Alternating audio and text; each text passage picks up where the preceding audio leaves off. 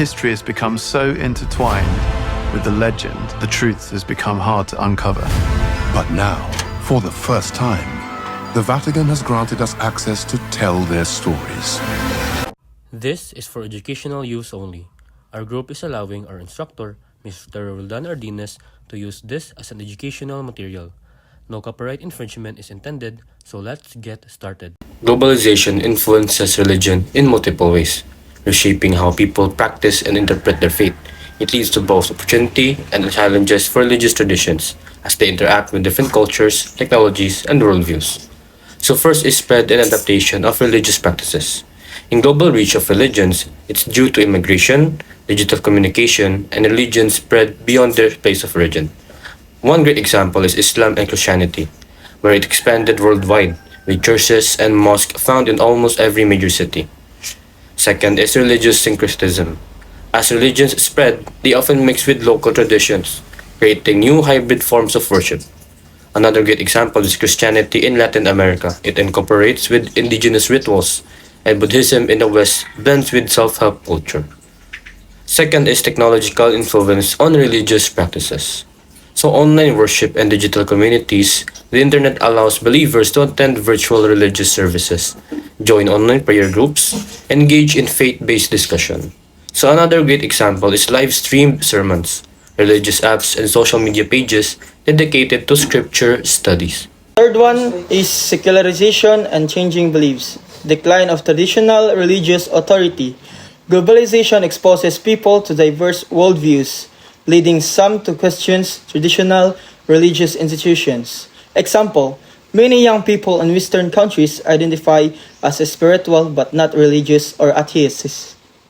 Moral and ethical debates. Religious beliefs often adapt to global ethical issues such as LGBT rights, gender equality, and bioethics. Example, some Christian denominations now support same-sex marriage, while others strongly oppose it. The fourth one is rise of religious fundamentalism and revivalism. Resistance to globalization. Some religious groups view globalization as a threat to their tradition and respond with stricter interpretations of their faith. Example, Islamic fundamentalist movements opposing Western influence of Christian evangelical movements advocating traditional values. Religious nationalism. Some nations link religion with national identity to resist cultural globalizations. Example, Hindu nationalism in India and the role of Orthodox Christianity in Russian identity. Religion as a factor in global conflict. First is religious extremism and terrorism. Some extremist groups use religion to justify violence, often interpreting scriptures in ways that supports their political or ideological goals. Example, Al-Qaeda and ISIS claims religious motivations for their attacks, though many scholars argue their goals are political rather than purely religious. Impact leads to global security concerns, military interventions, and rising Islamophobia. Second is religious nationalism. Some governments and groups use religion to define national identity and exclude minorities, leading to discrimination and violence. Example, Hindu nationalism in India has led to tensions with Muslim communities. Impacts creates domestic instability and international human rights concerns. The third one is the sectarian conflicts. Conflicts between different religious sects can lead to prolonged violence. Example, the Sunni-Shia divide in the Middle East, particularly in Iraq and Syria. Impact fuels civil wars, refugees, crisis, and geopolitical instability. Religion as a force for global peace. First, interfaith dialogue and reconciliation. Religious leaders and organizations promote understanding and cooperation between different faiths. Example, the Vatican's effort in Christian-Muslim dialogue. Its impact, it reduces religious tensions and promotes peaceful coexistence. Number two, humanitarian aid and charity work. Many religious organizations provide food, shelter, and medical aid during crisis. For example, Islamic relief, Catholic charities, and Buddhist-led disaster relief efforts. Impact reduces suffering and fosters goodwill across different communities. Number three, peace building and conflict mediation. Religious leaders have played key roles in peace negotiations. For example, the role of Catholic Church in ending civil war in Colombia. Impact helps resolve conflicts without military intervention. Number four, religious teachings in nonviolence and compassion. Many religions emphasize peace, love, and justice. For example, Mahatma Gandhi is a use of Hindu principles, nonviolent resistance. Impact inspires peaceful movements for human rights and social justice. Media is one of the most powerful forces driving the globalization of culture and religion. Through television, social media, films, outlets, and digital platforms, cultures and religious beliefs spread across the world, shaping identities, traditions, and interactions between people from different backgrounds. The first one is media as a bridge for cultural globalization. Spread of popular culture, media, especially television, music, and films, has led to the worldwide influence of Western and non-Western cultures alike. Hollywood movies, K-pop, Bollywood, and anime have global audiences. Streaming platforms like Netflix, YouTube, and TikTok expose people to foreign cultures. Global fashion trends, food, and entertainment spread rapidly.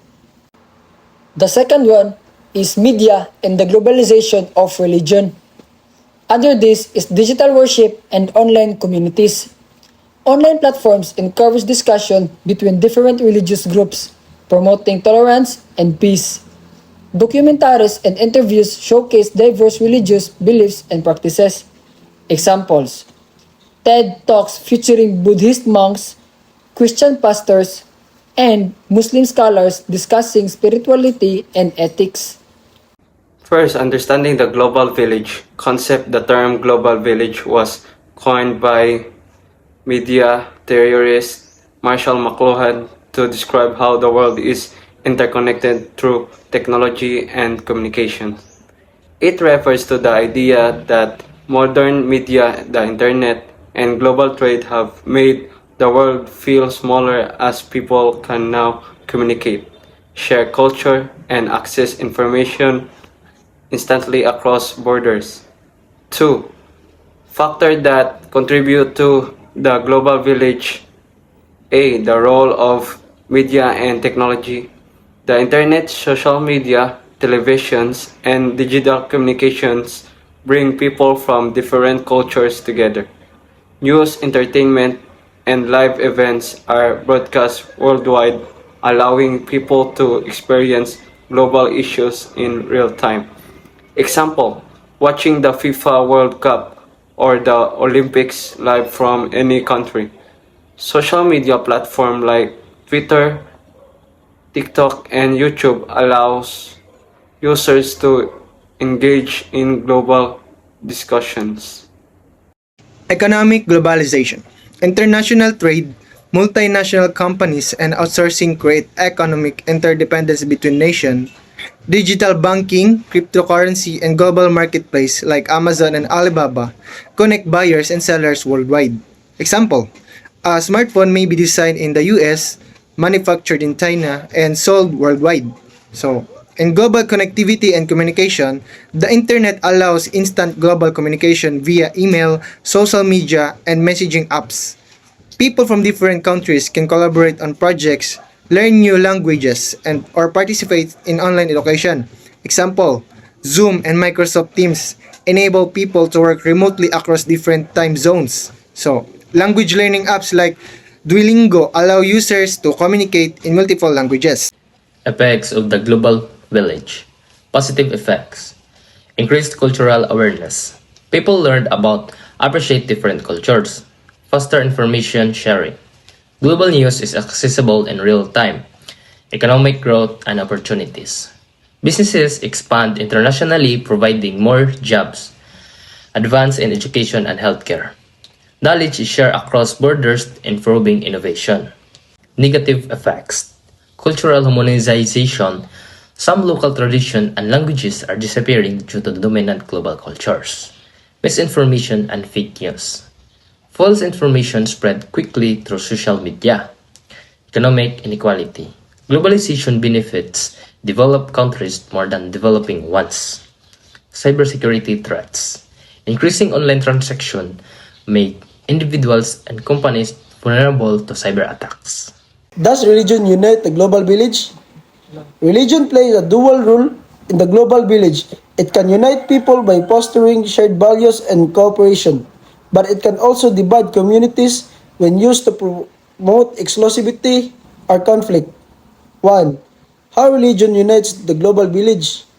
Under this, shared moral values and ethics, major religions to promote universal values like compassion, honesty, and kindness. These common principles help to create a moral foundation for a global cooperation. For example, the Golden Rule, do unto others as you do have them to do unto you, exists in Christianity, Islam, Buddhism, and Hinduism. Next one is interfaith dialogue and religious tolerance. Globalization and media have encouraged interfaith discussion, reducing misunderstandings. Religious leaders and organizations to promote peace, cooperation, and different faiths. For example, the parliaments of the world's religions gathers religious leaders worldwide to promote harmony. And the last one is humanitarian aid and charity work. Religious groups plays a key role in providing global humanitarian assistance. Faith-based organizations help in disaster relief, poverty, and refugee assistance. So how religion can divide the global village? A. Religious conflicts and extremism. Some extremist groups misuse religion to justify violence or political control. So religious differences can cause sectarian violence or wars. Example, the Sunni-Shia conflict in the Middle East or Christian-Muslim clashes in Nigeria. So B. Religious nationalism. Some countries use religion to define national identity, leading to discrimination against minorities. For example, Hindu nationalism in India and the role of Orthodox Christianity in Russian politics. And C. Resistance to modern global values. Some religious groups reject global movements related to human rights, especially LGBTQ plus rights, gender equality, and scientific progress. And the example were debates over same-sex marriage and women's rights within religious communities. Is religion a force for unity or division? So, religion has the potential to unite the global village by promoting common values, interfaith dialogue, and humanitarian work. However, when misused for political or extremist purposes, it can become a source of division. So, to ensure that religion serves as unifying force, societies must focus on tolerance, mutual respect, and peaceful coexistence while rejecting extremism and discrimination. So to answer the question, it's a both yes and no. Yes, religion unites the global village by promoting shared values, interfaith dialogue, humanitarian aid, and cultural connections. No, religion can also divide when used to justify conflicts, nationalism, or social inclusion.